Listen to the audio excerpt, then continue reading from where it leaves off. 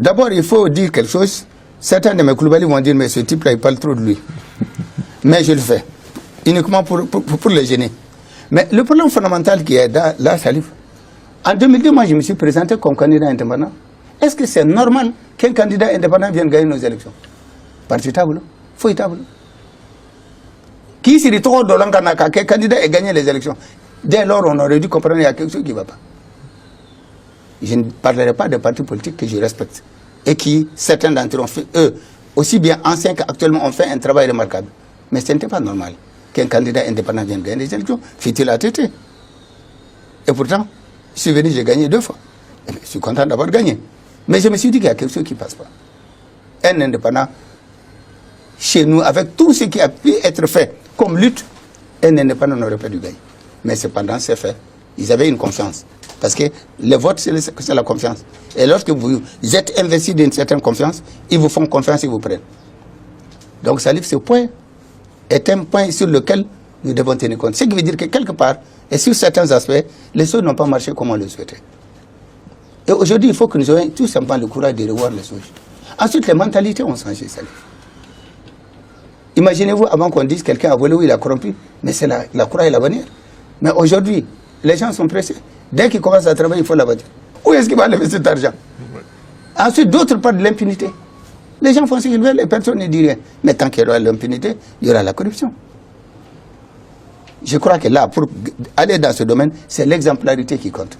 Salif, si on m'amenait pour dire qu'il y a des nouveaux, nos enfants, nos jeunes vont être des chefs d'État, quel est le conseil que tu vas leur donner?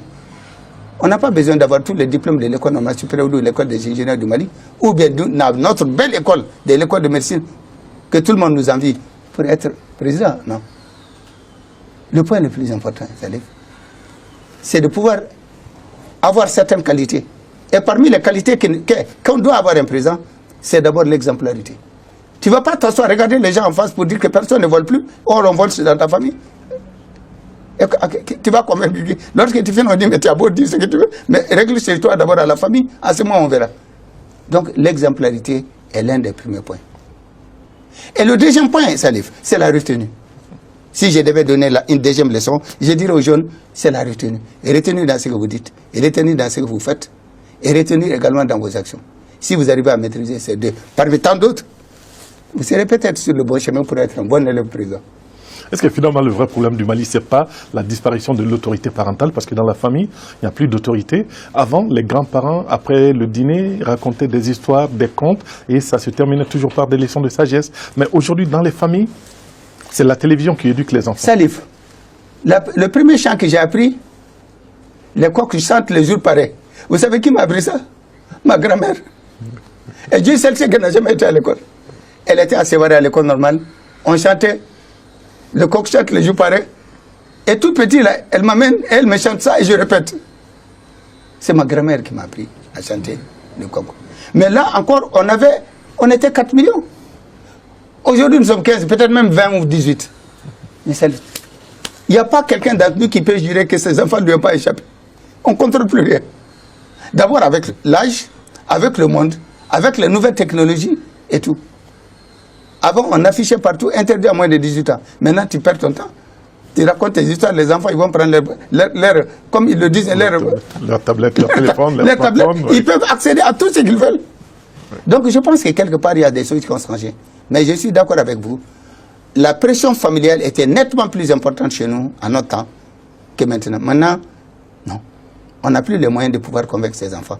Et il y a des parents également qui ont démissionné. Il faut reconnaître. Et ensuite, il y a le quartier, le coin du quartier, la ville, l'école, ils ont pris. Vous allez voir dans certains coins où les dealers et les vendeurs de drogue, où est-ce qu'ils vont? Dans les écoles où les parents payent le plus. C'est là-bas qu'ils s'asseyent et c'est comme ça qu'ils commencent à démarcher les enfants et ils les tournent de tous leurs objectifs possibles. Ça également, je l'ai vu et c'est un mal extrêmement important. Je suis d'accord, nous les parents, nous avons une responsabilité, mais il faut que nous acceptons. Mais je crois que le problème nous échappe. Je ne sais pas comment on va faire. Alors, Monsieur le Président, aujourd'hui, si on vous demande votre parcours, vous avez un fabuleux parcours, si on vous demandait de le résumer à un moment précis, lequel serait-il? Salif, nous avons fait énormément de choses, mais nous n'avons pas pu tout faire. Nous avons fait des erreurs aussi et des fautes. Nous ne sommes pas super-hommes ni rien du tout. Mais il y a un problème fondamental qu'il faut retenir, Salif. Lorsque je m'assois, je me suis dit que j'étais convaincu que vous allez me poser cette question, il fallait que je me prépare. Mais je n'ai pas pu trouver la réponse. Tellement ce qui a été fait est divers, chacun a son truc. Mais je pense que Salif, l'une des plus belles réalisations que nous avons faites pour ce pays, c'est l'assurance maladie obligatoire. Les gens oublient très souvent que l'assurance maladie obligatoire est une revendication syndicale. Et il faut saluer ces syndicats qui nous ont obligés. Un beau jour, l'INTEM et certains partis et syndicats sont venus me dire ça fait partie de nos revendications. J'ai dit ça tombe bien, il dit pourquoi? J'ai dit parce que je suis pour qu'on mette ça et que cela soit élargi à vous, à votre épouse, à votre père et à votre mère. C'est ce qui fait la particularité de l'assurance maladie obligatoire au Mali, la CANAM et tout le reste. Si on me disait qu'est-ce que tu as le plus apprécié, je dirais que c'était l'assurance maladie obligatoire et la CANAM. Mais avant que la personne ne sorte, je vais dire qu'il y a un autre point, il dit quoi? Les logements sociaux. Lorsque j'ai donné les clés à des pères de famille ou à des veuves qui pleuraient pour me remercier, ou si je vais actuellement dans la ville de Bamako, il y a des gens qui m'arrêtent pour me dire, tu sais que tu as fait une bonne chose. J'ai dit quoi? Les logements sociaux là. Ça fait plaisir. Donc si on me dit de classer, je n'arrive pas. Mais comme ça, comme vous me posez, il faut que je réponde. Je pense que la plus grosse fierté que j'ai, c'est l'assurance maladie obligatoire. Parce que moi-même, j'ai ma carte. Et si je me rends compte qu'avec ça, je peux soigner mon père, malheureusement qui n'est plus là, et je peux soigner ma mère aussi, qui n'est plus là non plus. Mais c'est déjà un acquis. Mais d'autres, leurs pères et leurs mères sont là, et ils peuvent le faire. Et ensuite, j'ai un hôpital. Salif, lorsqu'on faisait mon discours de cinquantenaire, je me suis rendu compte que le Mali de l'indépendance jusqu'en 2010 n'avait jamais construit un hôpital. Contrairement. Mais j'étais surpris. J'ai dit comment? Le type m'a dit, ben, les infrastructures, il n'y a pas un hôpital que le Mali a construit. Le dernier hôpital qui a été construit, ça a été fait chez toi. J'ai dit lequel? L'hôpital de Mopti, Somine Doulou. Et il a été construit en 59-60. J'ai dit quoi? Mais, Salif, lorsque plus tard j'ai été inauguré l'hôpital national de Sikasso, je n'ai pas inauguré l'hôpital national du Mali, c'est le président Ibeka qui l'a fait et qui a tenu vraiment à me dire un mot très gentil et je le remercie. Et lorsque je suis retourné pour aller inaugurer l'hôpital de Yirimadio, et nous avons réhabilité le Point G, réhabilité Gabriel Touré, réhabilité Kati. C'est là que je me suis dit, tout compte fait, ceux qui disent qu'on n'a rien fait là, ils se trompent. On n'a pas tout fait, mais on a fait beaucoup quand même. Alors, on a parlé des 60 ans du Mali, oui. Et à l'horizon 2080, ça sera les 60 prochaines années. Comment vous voyez le Mali dans les 60 prochaines années à venir? Salif, nous n'avons pas le choix. C'est à vous, nos enfants, que le Mali reviendra. C'est pour cette raison que j'ai toujours dit quelque chose à certains. J'ai dit, nous ne pouvons pas faire notre Mali et faire le Mali de nos enfants. Le prochain Mali qui va s'engager là, c'est le vôtre. Et vous n'avez pas le droit de faire moins que nous. Vous devez nous battre. Vous êtes plus instruits. Vous êtes mieux préparés. Et vous n'avez pas le choix. Mais moi, j'ai en tout cas un souhait. Je ne maîtrise pas les jeux de Kori pour dire que je vais dire ce qui va se passer au centenaire. Mais je suis convaincu que le Mali a des atouts extrêmement importants. Nous avons 65 millions de terres aménageables et cultivables. Nous avons les 3 ou 2 grands fleuves de l'Afrique de l'Ouest. Nous avons toutes les conditions. Et surtout, ce qui est important, nous avons le génie malien. On est loin d'être bête. Et je suis convaincu que Salif, le Mali prochain, si un jour un président est élu, je lui dirai, moi je te donne un conseil. L'or et tout ça là, c'est très beau, mais ce qui est le plus important pour nous là, c'est l'agro-pastoral. Le problème de demain, ça ne sera pas l'or. Ce n'est pas d'être beau. Le problème de demain, c'est manger à sa faim. Et le Mali a les atouts pour ça. Et je suis sûr et certain que vous, qui viendrez, vous n'avez pas d'autre choix que de faire ça. Vous allez l'améliorer. Est-ce que nous serons là pour vous féliciter? Ou nous ne serons pas là? Mais dans tous les cas de figure, quel que soit le lieu où on est, nous aurons toujours l'esprit vers vous. Et quand vous étiez président, vous aviez vos habitudes. Souvent, vous arrivez à s'aimer même votre sécurité pour aller au contact des Maliens au plus près. Est-ce qu'aujourd'hui, vous avez toujours le temps d'aller causer avec les Maliens un peu partout? Oui, mais par contre, j'ai plus de problème maintenant que lorsque j'étais président. Lorsque j'étais président, j'avais ma garde. Maintenant, je ne peux même pas aller acheter quelque chose au marché. Je me retrouve avec complètement pris. C'est ça la récompense.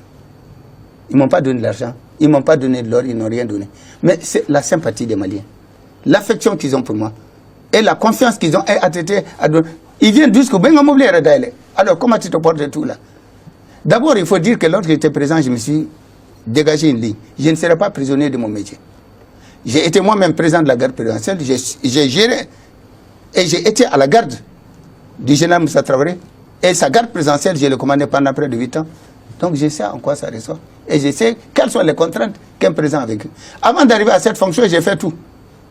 J'étais commandant de la garde présidentielle du président Moussa, qui a eu l'honneur de me faire confiance et de me mettre jusqu'aux événements de mars 91. Mais la vie est celle qu'elle est. À un moment ou à un autre, on décide.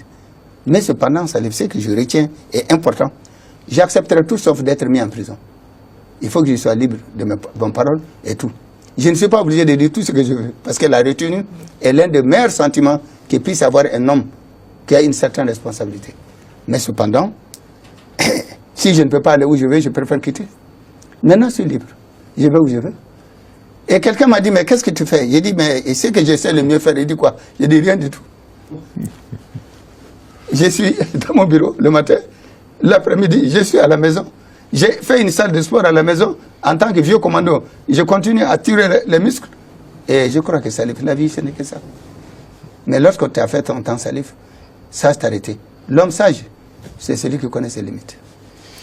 C'est sur ces mots que nous allons terminer cet entretien, Monsieur le Président. Je vous remercie de nous avoir reçus et d'avoir partagé ces souvenirs et ces expériences avec nous. Et nous vous souhaitons une très bonne continuation. Salif, en tout cas, je voudrais saluer toute l'équipe des jeunes qui étaient tout comme je ne dirais pas tout petits, ils vont me regarder. Bon, mais non, donc, vu toute l'évolution que vous avez faite en tant qu'aîné, je vous souhaite bonne chance. Ensuite, grâce à ton talent et tout le reste, je me demandais, parce que 2 jours j'étais malade, comment faire. Vous m'avez reculé. Mais Salif, j'avoue que la manière dont vous avez réintroduit et repris le truc en professionnel, je suis convaincu que les gens diront ce qu'ils veulent. Surtout que j'ai dit des mots. Certains m'appelleront pour me dire, mais pourquoi tu as dit ça? Mais je vais le dire, moi je dis et je l'assume. N'était mon cabaret là, n'était qu'un ministre, n'était qu'un almami, n'était qu'un almami. Moi, c'est pas mon problème. Maintenant, il faut que Maliko, Maliko, aïwa, min bango nambo fode.